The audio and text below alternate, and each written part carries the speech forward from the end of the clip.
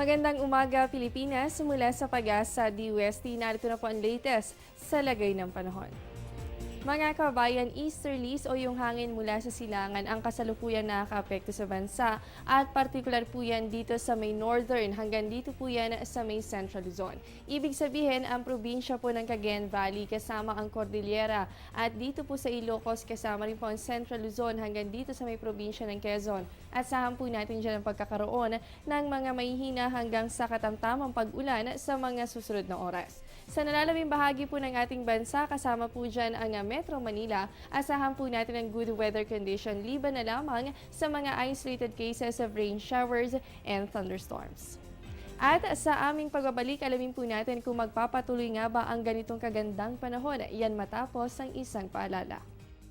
Kainan na! At syempre, hindi kumpleto kapag walang kanin. Almusal, hapunan, sa karinderya, restaurant, only rice, half rice, brown, puti. Sa bahay, opisina, pati sa eskwela. Basta, wag lang may maaksaya. Palay, bigas, kanin, wag sayangin.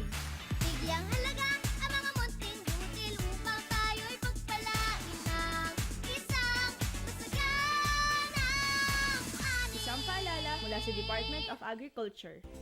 Mga kababayan, uulanin kaya tayo sa mga susunod na araw. Silipin po natin yan dito sa 3-day weather forecast ng Pag-asa.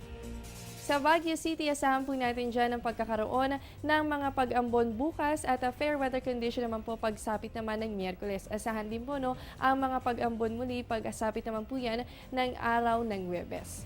Samantala, dito po sa atin, sa Metro Manila, asahan din po natin ang fair weather condition bukas, liban na lamang sa mga localized thunderstorms sa hapon o kaya naman ay sa gabi. Pero pagsapit naman po ng Miyerkules at Huwebes ay mataas po ang chance na makaranas tayo ng isolated light rains o yung pulo-pulong may hinang pag-ulan. Sa Metro Cebu naman po tayo, asahan dyan ang good weather conditions for the next 3 days. Ito po yung partly cloudy to cloudy skies with isolated rain showers and thunderstorms. Sa Metro Davao, asahan naman po natin dyan ang mataas na posibilidad ng mga pag-ulan bukas hanggang sa araw po yan ng Huwebes. Kaya naman sa mga kababayan po natin dyan, huwag kalilimutan ang pagdadala ng payong tuwing lalabas ng inyong mga tahanan at syempre ang patuloy po na pag-monitor sa mga weather conditions. At panghuli na lamang po natin sa Zamboanga City, good weather condition po bukas. Sulitin na yan dahil pagsapit po ng Miyerkules at Huwebes ay makakaranas rin po kayo ng maulan na panahon. At yan muna ang latest mula dito sa Pag-asa DOST. Manatiling nakatutok sa Panahon TV kung saan walang pinipiling panahon ang pagbibigay impormasyon. Ako po inyong nakasama, ang inyong weather body, Jessie Basco. Magandang umaga.